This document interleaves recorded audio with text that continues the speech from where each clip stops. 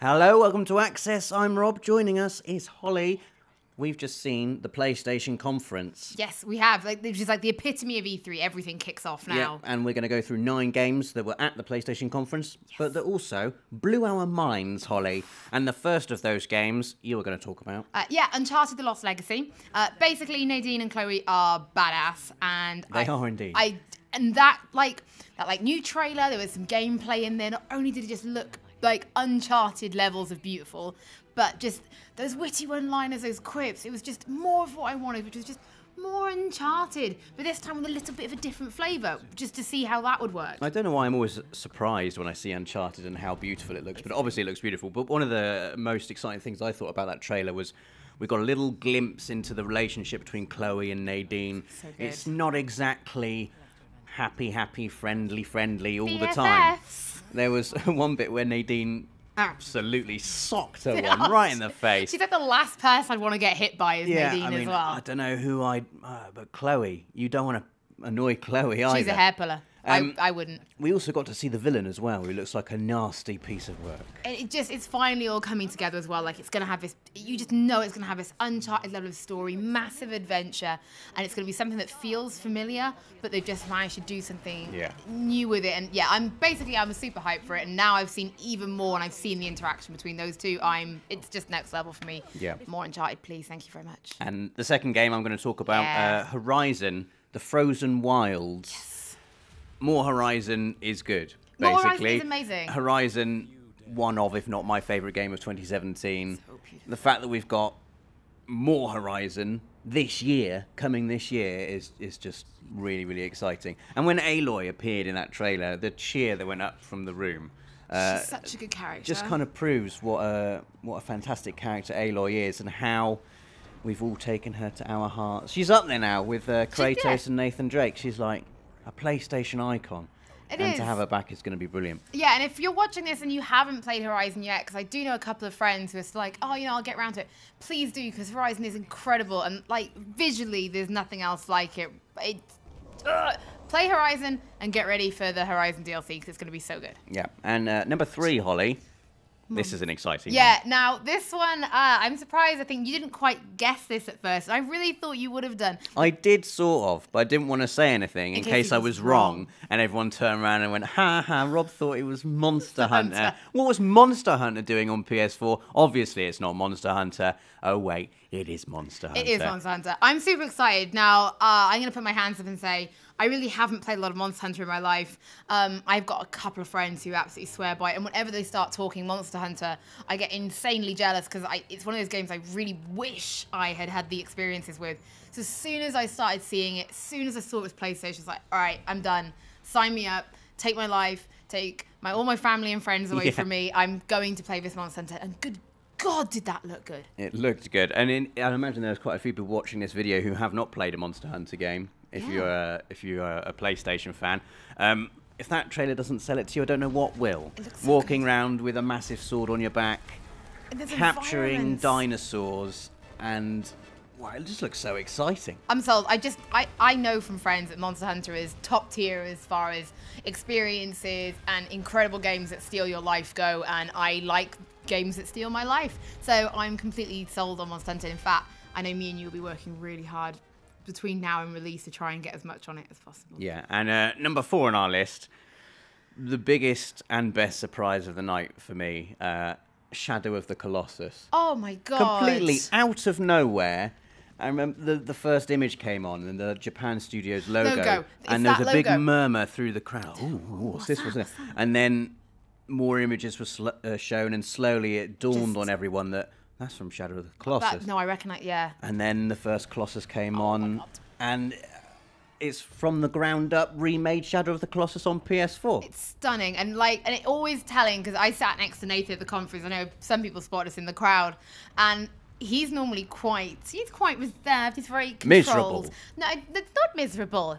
But even he was next to me like, oh my God, it's Shadow of the Colossus. And it was so infectious as it came through the room. Everybody was just like Nathan, that like, oh my God, And I remember it looking quite good anyway. My retro tinted spectacles, I remember it being. It still does look good. Stunning. The HD remaster on PS3 still looks amazing. It's still one of the best looking games, in my opinion, in PlayStation's history. And now to be able to play such a legendary game again. And that music again. Oh, man.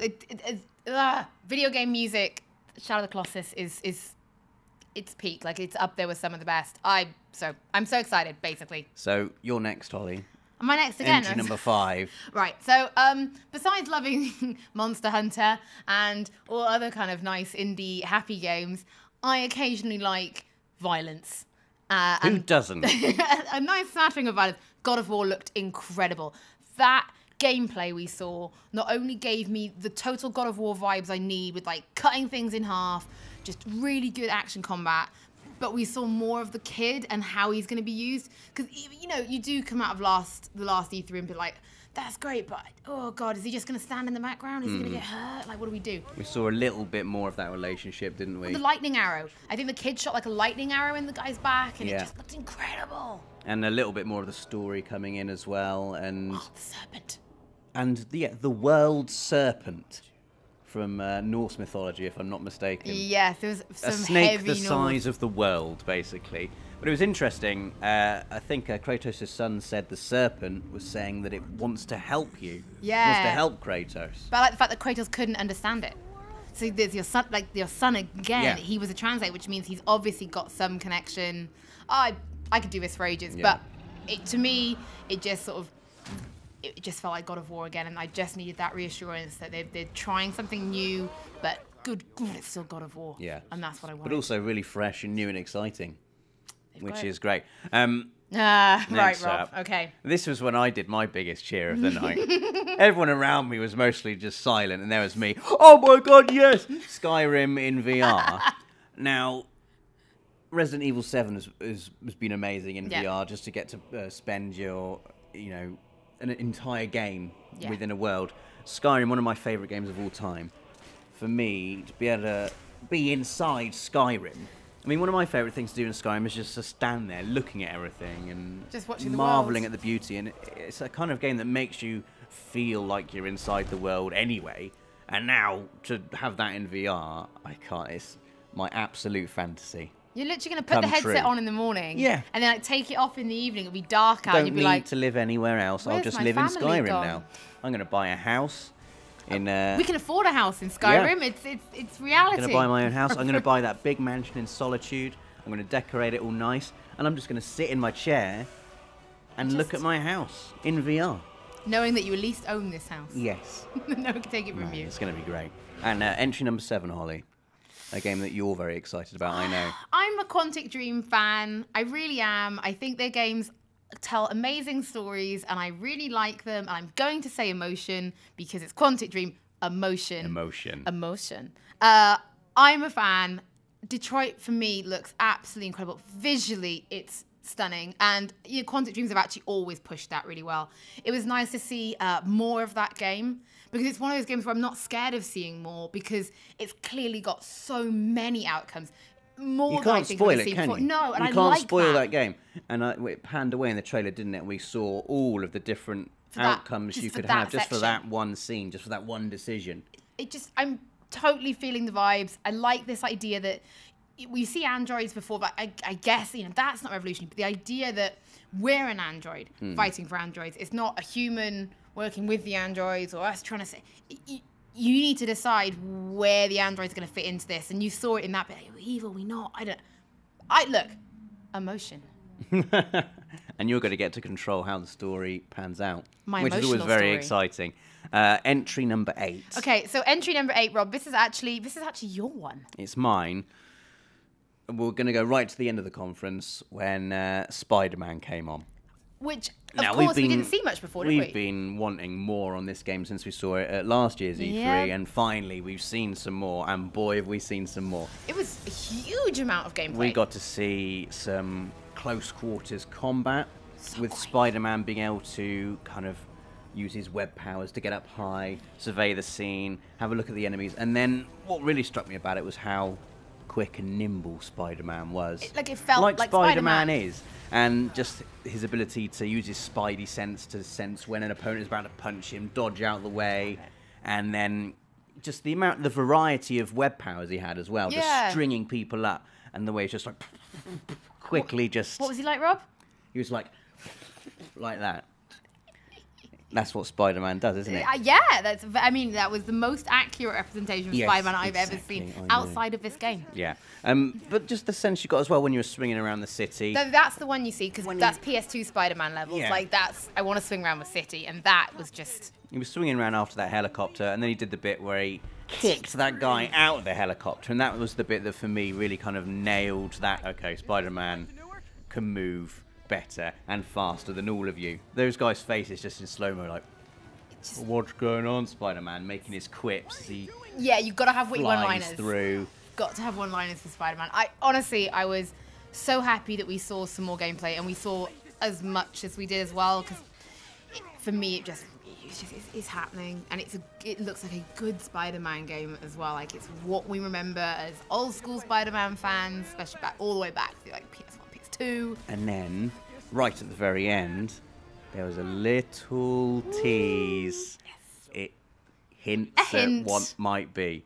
But anyway, we're going to finish this video off. We're both going to do the last entry. Because this was incredible. And this was, I think, one of my favourite trailers of the entire conference. Well, Days Gone. Days Gone looked incredibly brilliant. I mean, that was obviously a lot of gameplay we saw again, and love a good trailer, love a good like opening, like this is the game, boom.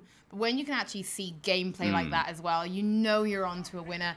Oh my God, I was so impressed with the environment. That, going from the driving to then getting off to exploring the world. We saw some quick time battles. We saw the idea of using stealth. And it was stealth just where you use like hordes to your advantage. Yeah. I was blown away. Well, we saw him using like bear traps and luring enemies over to go inside the bear traps. But then, like you said, the most interesting thing for me was when he blew the big barricade over and used the swarms, I think they're called, aren't they, in Days Gone, of undead, to his advantage. You can use them to your advantage. And what it made me think was, we are after the apocalypse by some distance. Yes, we're at a stage clearly. where humanity is used to living alongside these swarms. Yeah, because they were already there, weren't they? I'm thinking like Walking Dead Season 5, Season 6, where everyone's just an expert at killing zombies now. Well, yeah, otherwise you'd already be one. Yeah, the drama is between these conflicting groups of humans, and you can use, obviously they pose a massive danger if you find yourself confronted by a huge swarm of them, but you can use them to your advantage as well, which is going to be really exciting, I think. Honestly, I was so impressed with what I saw. It just looked really gritty. It just looked beautiful. Even when it start raining at one point, and even though I knew the game was terrifying and intense, I had to stop and be like, God, this is gorgeous. Yeah. Which, quite frankly, for me, it was a winner on every level. Even for someone like me who prefers like fantasy or sci-fi stuff, even this made me go, you know what, I'm in on this. I'll have to play it with the lights on. Yeah. I'll probably have to have friends over, but I really want to play this. Well, there we go. There are 9 games that blew us away from PlayStation's E3 2017 press conference. Let us know in the comments what you thought of the press conference and what games you're really looking forward to. And do stick with us, as we have absolutely loads coming up all week from E3.